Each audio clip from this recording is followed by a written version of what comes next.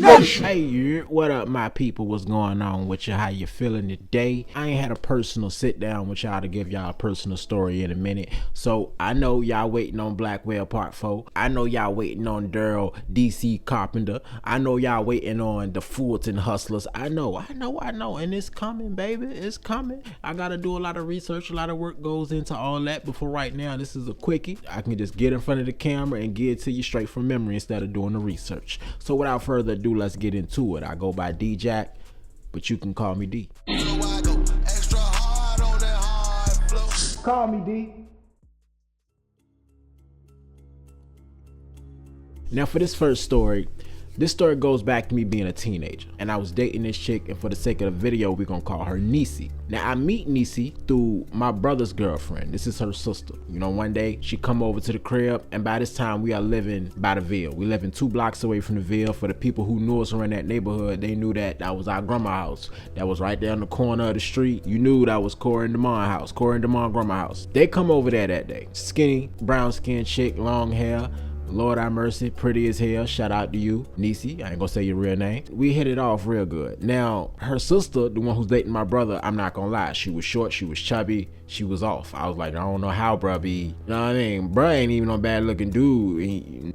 Yeah, you know what I'm saying? I ain't trying to, but crazy enough, later on, she becomes a baddie. Like, she lose all that weight and she's a baddie today. Goodness gracious, shout out to you.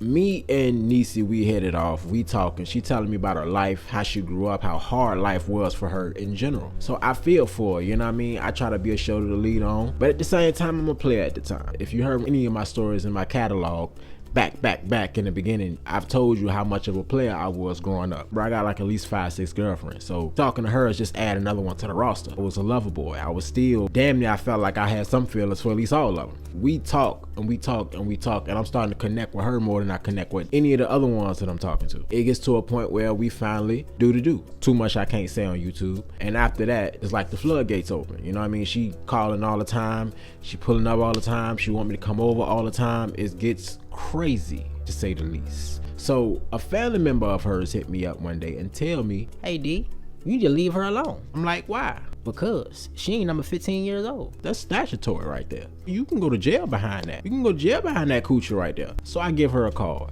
You 15? If you 15 now, that means you were 14 when I met you. And I was 17. And you told me you was 16. I digress. She get to stuttering. Who told you that? No, I'm not. And what?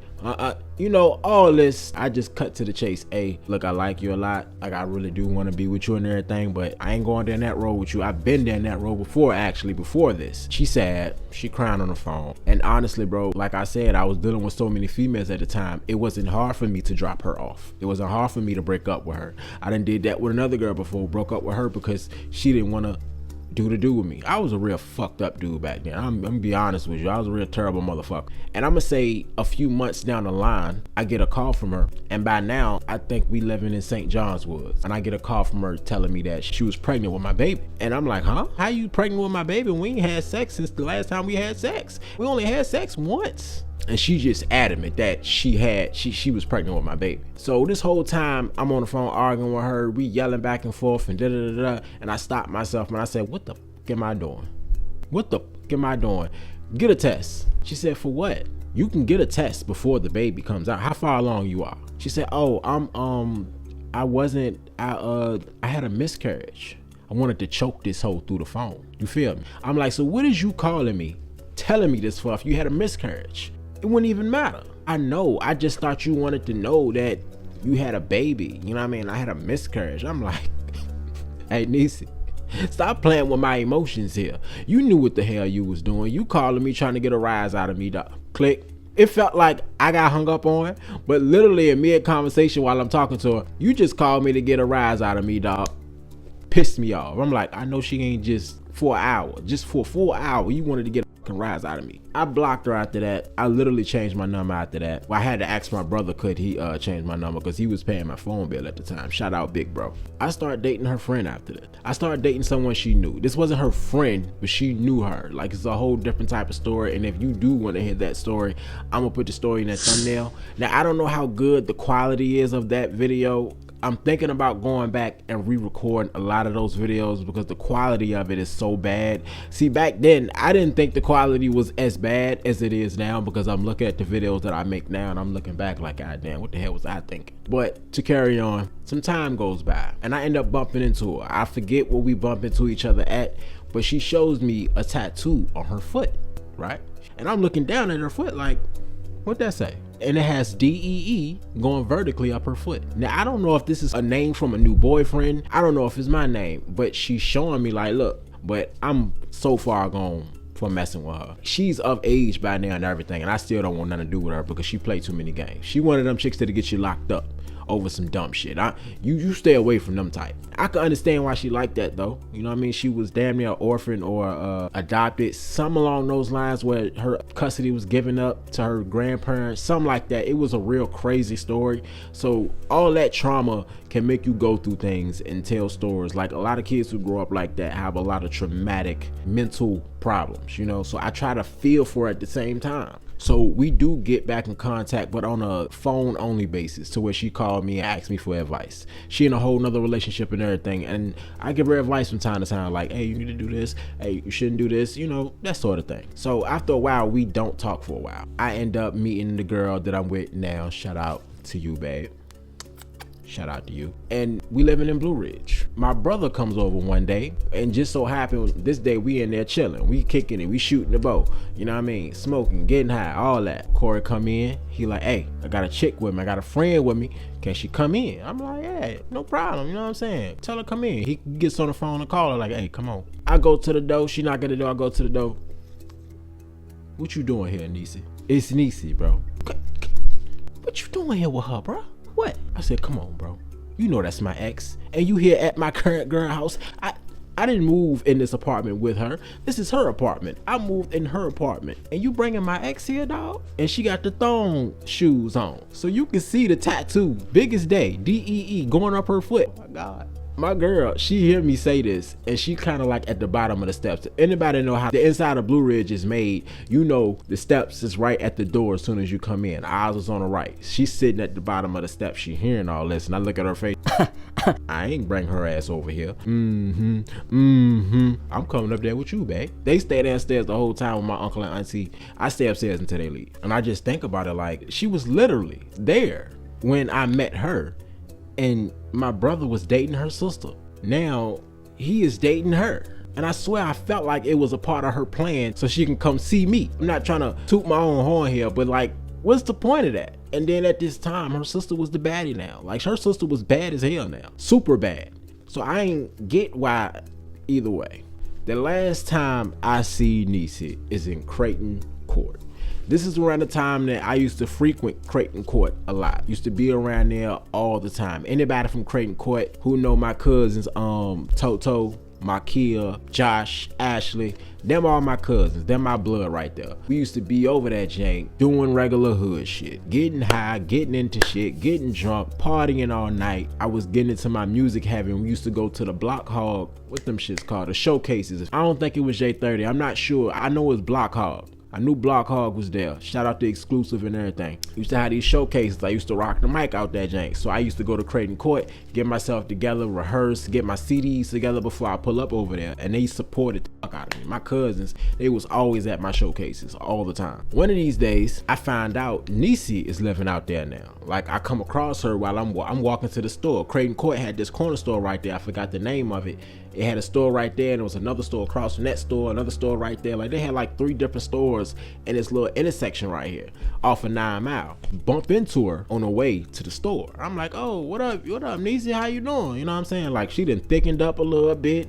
Come to find out she got kids now, baby daddies. I'm like, God damn, time has passed. We get to talking a little bit. Hey, once you come back to my crib or whatever, you know, I'm like, why would I do that? Just chill. Like, I'm like, no. And she talking about something, she wants some weed. I'm like, how much you want? You like, I'll sell you some weed now. And she want a pool. So I bring a pool over. As I'm trying to sell her this pool, she tell me something, wait, I gotta go get the money.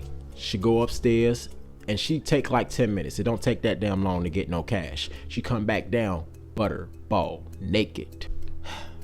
I'm like, come on, Niecy, I ain't got time for this.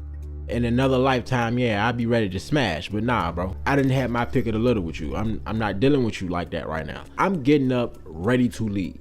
No, I ain't, because her dude come walking through the goddamn door. It's all I need. All I need. He come walking through the door. Who you is, bro? Look, bro, I just came over here to serve her some bud.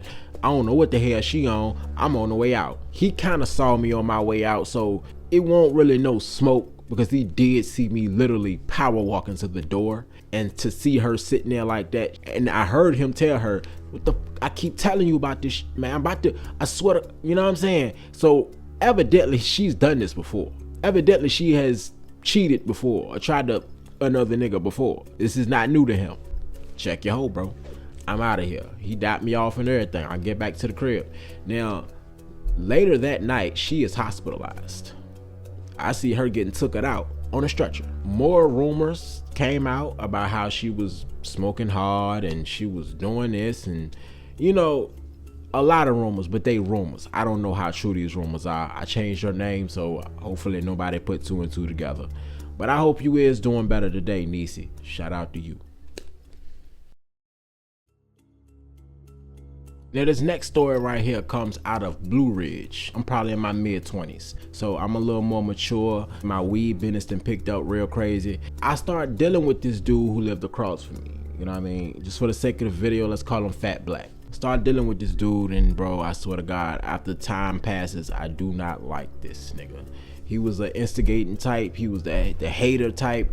And it wasn't just with me, bro. He did this with damn near everybody he dealt with. Everybody knew his character. Everybody knew how he was. And I hated this nigga. Got to the point where I really despised this nigga. Like, I didn't know it was guys out here who was really like this. Like, who really blatantly threw crosses to get you out the game. And no matter what this man did, he could not do it. He cannot get me out the way. You was not finna move me. I find out one day he is intercepting my plays. He intercepting my switches. We all know what plays is. This Richmond, somebody who come buy blood from you, buy work from you, whatever that you selling at the time. That's what they are to you. The more technical term for switch is a fiend, an addict.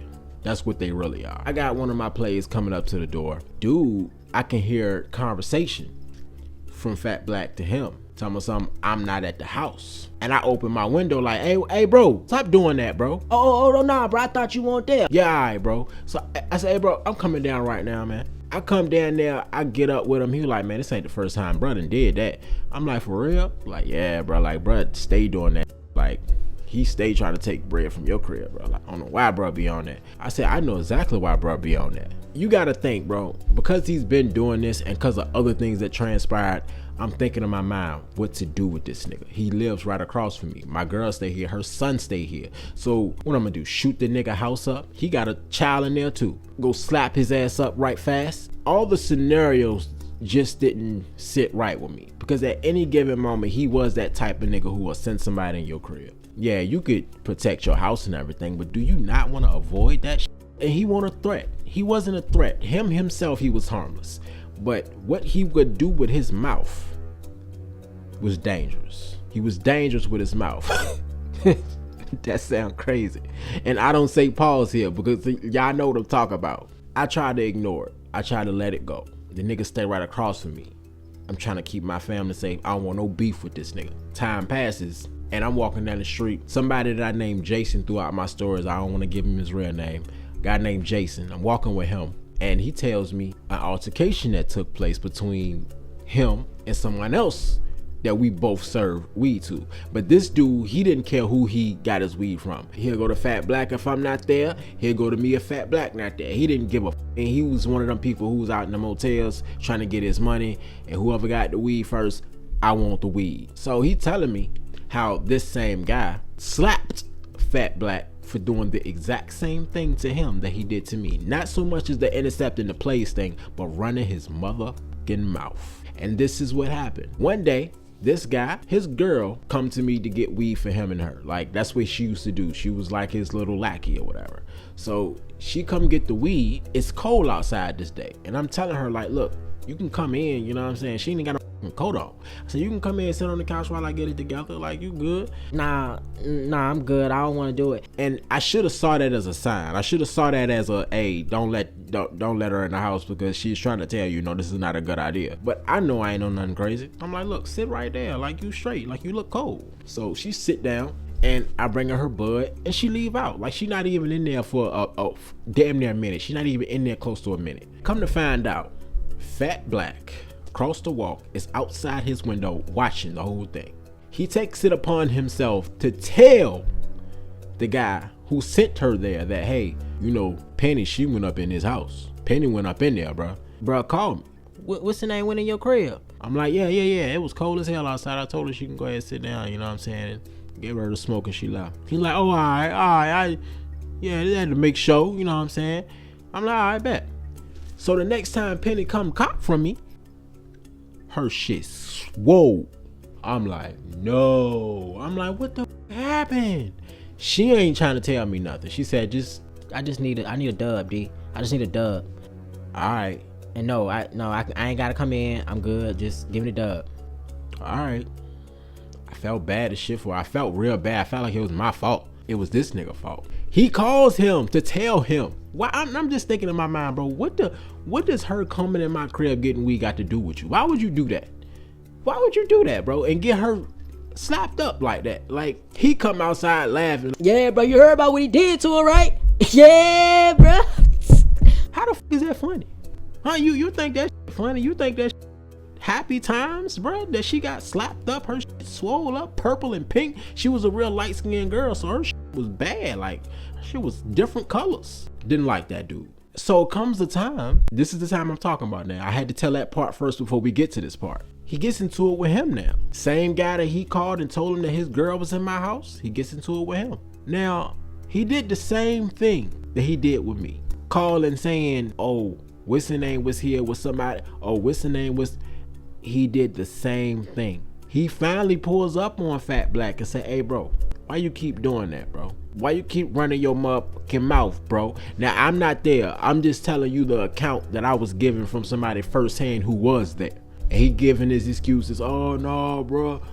You didn't know, whatever. His family right there behind him, telling him to come out the door, come out the door. You know what I mean? He ain't gonna walk in his house. Eventually, he opened hand, slapped the Fat Black off that man. It's not good to be happy about somebody's shortcomings or bad situations, but he deserved all that shit. He deserved every bit of that smack. You could have got worse. You could have got so much worse because you threw so much crosses around there. He almost got people killed around there. He don't know it, but he almost got people killed around there. I was in conversations with a lot of people around there about that man, about what he was saying that other people was doing. Other people were saying like he was a real girl about how he handled business. And to be a weed man, bro, that is not the way you want to go about your survival around there.